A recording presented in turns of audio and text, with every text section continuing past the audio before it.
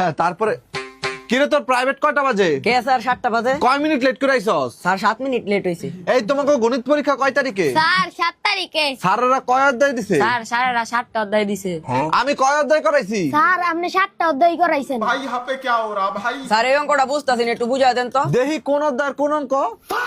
এই অঙ্ক করতাম না, যা 7 নাম্বার বাদে সব অঙ্ক করে আনবি বাইতে। স্যার এই 7 এই কয়দিন আগে না তোর ক্লাস টেস্ট পরীক্ষা হয়েছে, তুই কত পাইছস? ও স্যার কোন পরীক্ষা হইছে? 7 দিন আগে 7 তারিখে 7টা 7 মিনিট 7 ন্যানো সেকেন্ডে যে পরীক্ষাটা দিলাম ওইটা। क्या बोलूं मैं इस पे? ওইটাতে তো আমি 7 পাইছি। মাত্র 7 পাইছস?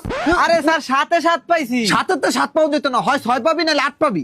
আক করে দিছ আর রিসস লেহস না কে? স্যার নামটা ডাবারি না। কত নাম তা দেখি তো। হ্যাঁ এটা তো সহজ, 7 কে 7।